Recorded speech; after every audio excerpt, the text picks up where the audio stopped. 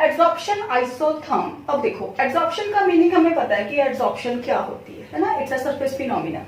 And isotherm, iso means same and therm means temperature. जिस case में temperature constant होता है उसको हम बोलते हैं आइसोथर्म, ठीक है।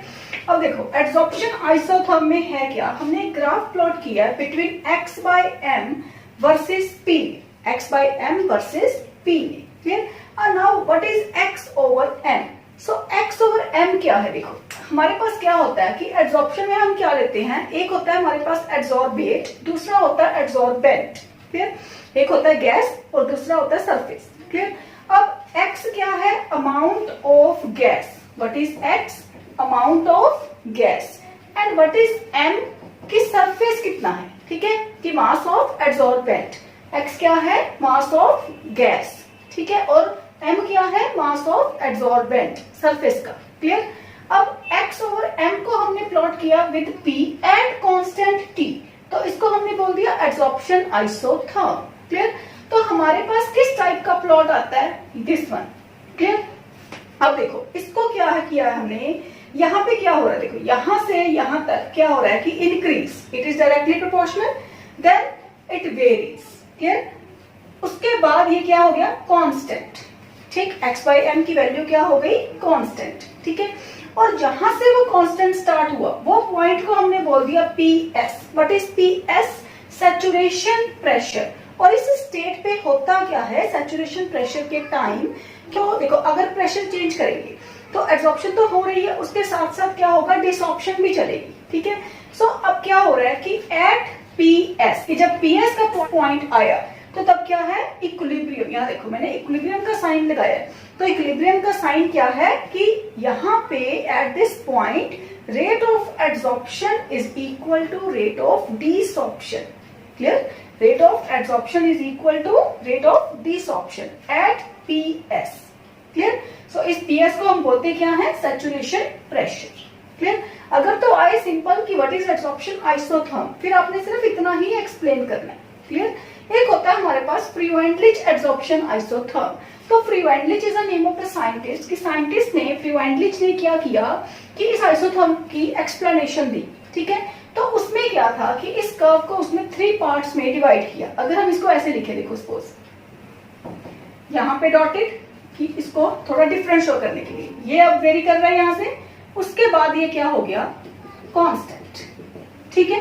तो ये कर्व को 3 पार्ट्स में स्प्लिट कर दिया, clear. First is at low pressure, second eight high pressure, third eight intermediate pressure. अब देखो लो प्रेशर, प्रेशर कहाँ लो है, ये इस रेंज में प्रेशर क्या है, लो, इस रेंज में प्रेशर क्या है, हाई। अब इन बिटवीन क्या है, इंटरमीडिएट, ठीक है।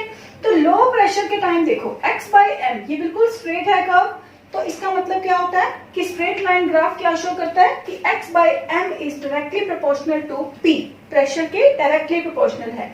तो यहाँ देखो x by m is directly proportional to p, तो डायरेक्टली का साइन हटाने के लिए हमने क्या लगा दिया, k। So what is k, it's a constant of proportionality, ठीक है।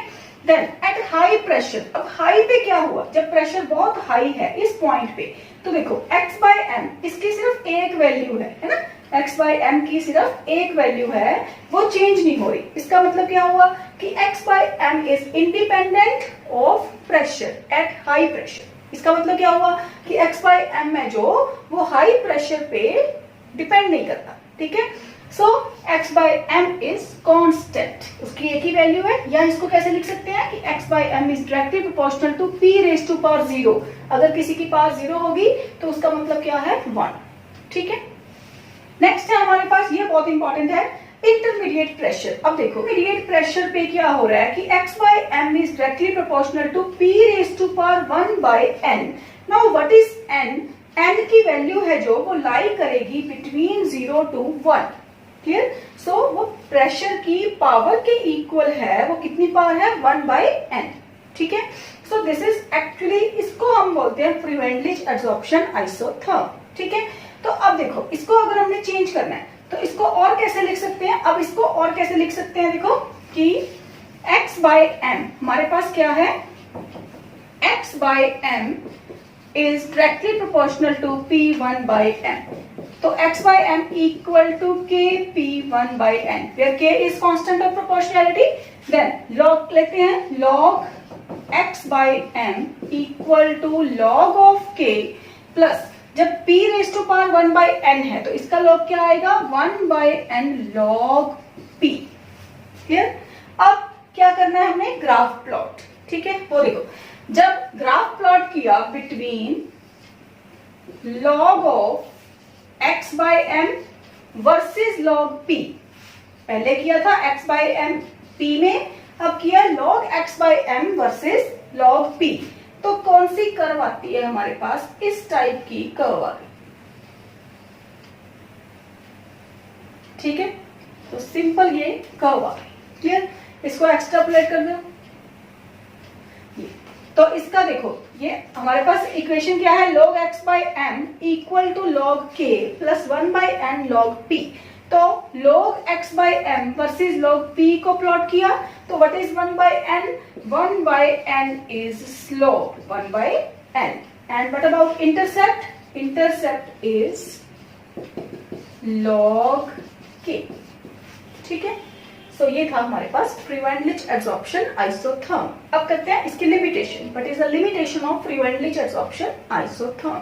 तो लिमिटेशन क्या है फ्रीवेंडलिच एब्जॉर्प्शन आइसोथर्म? देखो, लो प्रेशर पे क्या था, ये डायरेक्टली प्रोपोर्शनल. हाई प्रेशर पे ये कांस्टेंट हो गया, प्रेशर पे ऊपर डिपेंड नहीं कर रहा. तो इसका मतलब क्या हुआ कि जो फ्रीवेंडलिच एब्जॉर्प्शन आइसोथर्म है, it fails at high pressure. ठीक है, so this is the limitation of Freundlich absorption isotherm. और इसकी लिमिटेशन और ये जो एक्सप्रेशन है, this is very important. Clear? और एब्जॉर्प्शन में से ये आ जाता है कई बार. ठीक है, तो इसको इंप्रूव किसने किया था, बाद में कौन आया, लैंगम्यूर एब्जॉर्प्शन आइसोथर्म. कौन सा है, लैंगम्यूर एब्जॉर्प्शन आइसोथर्म. ठीक है, लेकिन ये आपके सिलेबस में नहीं है. Clear? Okay, so higher classes में होता है ये, लेकिन अभी आपको सिलेबस में नहीं है. ओके, नेक्स्ट है हमारे पास एब्जॉर्प्शन फ्रॉम सॉल्यूशन. तो इसमें ज्यादा कुछ नहीं करना, सिर्फ इतना कर लो, एब्जॉर्प्शन फ्रॉम सॉल्यूशन. ठीक है, जो हमने फ्रीवेंडलिच का किया है, फ्रीवेंडलिच एब्जॉर्प्शन आइसोथर्म, सेम अगर इसमें करें तो वहां किया था x by m is directly proportional to p raise to power 1 by n. ठीक है, तो यहाँ पे क्या आएगा, x by m, यहाँ पहले देखते हैं kp1 by n. ठीक है, लेकिन अगर यही इक्वेशन को हमने सेम इक्वेशन को सोल्यूशन के टर्म में लिखना है, सोल्यूशन अगर हो तो सोल्यूशन में क्या लेते हैं, सोल्यूशन के केस में हमारे पास प्रेशर नहीं होता, वहां पे क्या होता है हमारे पास कंसंट्रेशन. ठीक है, तो उस केस में प्रेशर को किससे रिप्लेस कर देंगे, सिंपल कंसंट्रेशन. ठीक है, तो ये जो एक्सप्रेशन है ये किसके लिए है, हमारा एब्जॉर्प्शन फ्रॉम सोल्यूशन. तो सिर्फ इतना ही कर लो इसके लिए. ठीक है, ओके बेटा, नेक्स्ट टॉपिक है हमारे पास एब्जॉर्प्शन आइसोबार. अब देखो, पहले हमने किया एब्जॉर्प्शन आइसोथर्म, वहां पे क्या किया था हमने, x by m versus p को प्लॉट किया था at constant t. Temperature constant था तो आइसोथर्म. लेकिन अगर आइसोबार प्रेशर सेम है, मतलब प्रेशर कांस्टेंट है, तो फिर क्या आएगा, x by m versus t at constant p. तो वो क्या है हमारे पास, एब्जॉर्प्शन आइसोबार. ठीक है, तो हमारे पास टू टाइप ऑफ कर्व्स हैं. ठीक है, तो वो कौन कौन सी है, एक है हमारे पास फिजिकल एब्जॉर्प्शन के लिए, दूसरी है हमारे पास केमिकल एब्जॉर्प्शन के लिए. ठीक है, तो फिजिकल में हमने क्या पढ़ा था कि फिजिकल एब्जॉर्प्शन में क्या होता है कि एड्सॉर्बेट और एड्सॉर्बेंट में सिर्फ क्या होती है, वंडर वॉल फोर्सेस. ठीक है, और टेम्परेचर इंक्रीज करने से रेट ऑफ एब्जॉर्प्शन जो है वो डिक्रीज हो रहा है. ठीक है, सो सिंपल इस कर्व में क्या शो किया हुआ है, टेम्परेचर का इफेक्ट की, जो हम बोलते हैं कि जैसे जैसे टेम्परेचर इंक्रीज होगा rate of absorption will decrease. क्यों, क्योंकि this is a exothermic process. Clear? अब है केमिकल एब्जॉर्प्शन. तो ये वाला क्वेश्चन बड़ा इंपॉर्टेंट है कि रेट ऑफ, देखो इसका पहले ना बिहेवियर देखो कि क्या कौन सी कर्व शो किया है इसने, कि x by m को हमने प्लॉट किया वर्सेस t, मतलब rate of absorption versus t. तो क्या हो रहा है, it first increases, then reach to maximum value, then it decreases. Clear? अब देखो ये पहले ऐसे क्यों हुआ कि पहले इंक्रीज देन डिक्रीज, लेकिन इस केस में ऐसे नहीं है कि टेम्परेचर इंक्रीज के साथ ये डिक्रीज ही हो रही है. ठीक है, तो ये बहुत इंपॉर्टेंट है इसका क्वेश्चन कि केमिकल एब्जॉर्प्शन का टेम्परेचर के साथ इफेक्ट। ठीक है, तो अब देखो केमिकल एब्जॉर्प्शन में क्या होता है, केमिकल बॉन्ड बनना है ना, एब्जॉर्बेंट का एब्जॉर्बेंट के साथ क्या होना है, केमिकल बॉन्ड। तो सबसे पहले क्या होता है कि एब्जॉर्बेंट को एक एक्टिवेशन एनर्जी रिक्वायर्ड होती है। एब्जॉर्बेंट मॉलिक्यूल्स को क्या चाहिए, एक्टिवेशन एनर्जी। वो एक्टिवेशन एनर्जी उसको कहां से मिल रही है, टेम्परेचर से। जैसे जैसे टेम्परेचर इंक्रीज होगा मॉलिक्यूल्स को क्या मिलेगी, एक्टिवेशन एनर्जी, तो उसके साथ क्या होगी, रेट ऑफ एब्जॉर्प्शन इंक्रीज। ठीक है, अब जितने जो सरफेस है उस पर जितनी एब्जॉर्प्शन होनी थी वो हो गई।